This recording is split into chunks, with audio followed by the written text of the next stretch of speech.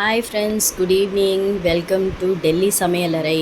இங்கே நான் ரசத்துக்கு ரெடி பண்ணுறேன். கொத்தமல்லி, ஒரு பச்சை மிளகா, 2 காஞ்ச மிளகா, முழு கொத்தமல்லி அண்ட் 1 இன்ச்சு இஞ்சி, கைப்பிடி அளவு பூண்டு, 1/2 ஸ்பூன் ஜீரகம், ஒரு பெரிய டேபிள் ஸ்பூன் பெப்பர், 1/2 ஸ்பூன் மஞ்சத்தூளும் ஆட் பண்ணிவிட்டு இது எல்லாத்தையும் அரைச்சி எடுக்க போகிறேன் ரசத்துக்காக.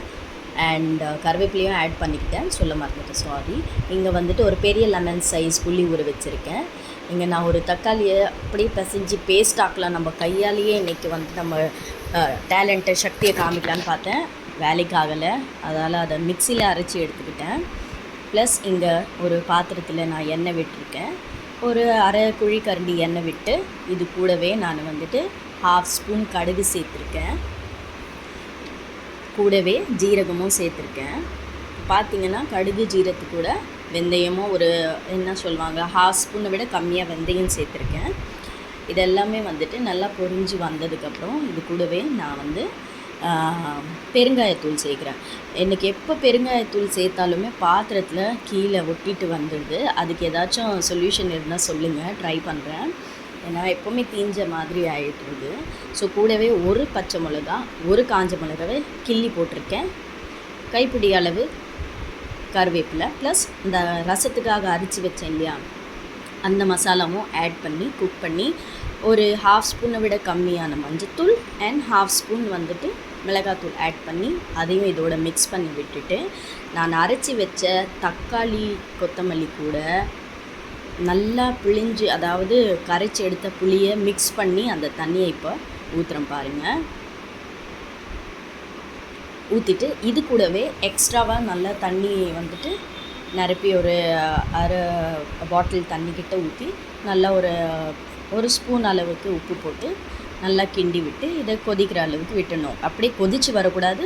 நல்லா மேலே பொங்கி வர நேரத்தில் இதில் வந்து சைடில் கொஞ்சம் எங்கே வந்து கொதி வர பார்க்குதோ அந்த இடத்துல லைட்டாக தண்ணி ஊற்றி கொத்தமல்லியை தூவிட்டு மூடி போட்டு ஆஃப் பண்ணிட்டிங்கன்னா ரசம் ரெடி ஆயிடுச்சு.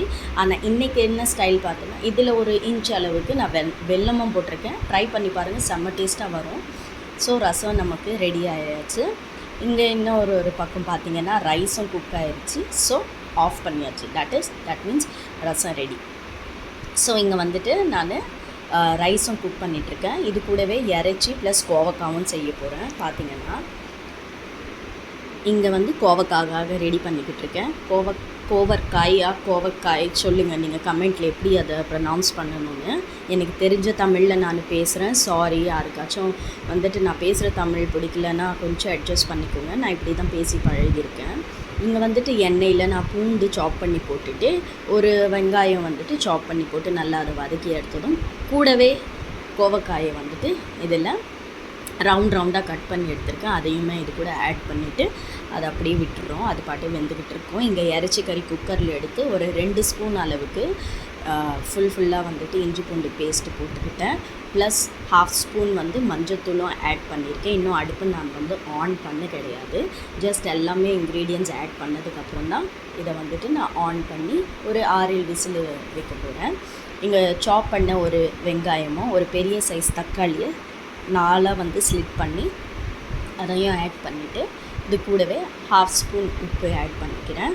ப்ளஸ் அங்கே பார்த்திங்கன்னா அரை கிளாஸை விட கம்மியாக நான் தண்ணியை விட்டு இதை வந்து ஆன் பண்ணி ஒரு 6-7 விசிலுக்கு வச்சுக்க போகிறேன். ஓகேங்களா. இங்கே சைட் பை சைடு நீங்கள் பார்த்தீங்கன்னா சாப்பாடும் ரெடி ஆகிட்டுருக்கு. சோறு, சாப்பாடு, ரைஸ் எப்படி வேணாலும் சொல்லுவேன், அட்ஜஸ்ட் பண்ணிக்கோங்க. அந்த டைமுக்கு என்ன வாயில் வருதோ அது சொல்கிறேங்க. இப்போ பார்த்திங்கன்னா கோவக்காயில் நான் வந்துட்டு உப்பு ஆட் பண்ணிக்கிறேன். அதுக்கப்புறமா காஷ்மீரி சில்லி ஆட் பண்ணுவேன். இது வந்து சில்லி பவுடர்.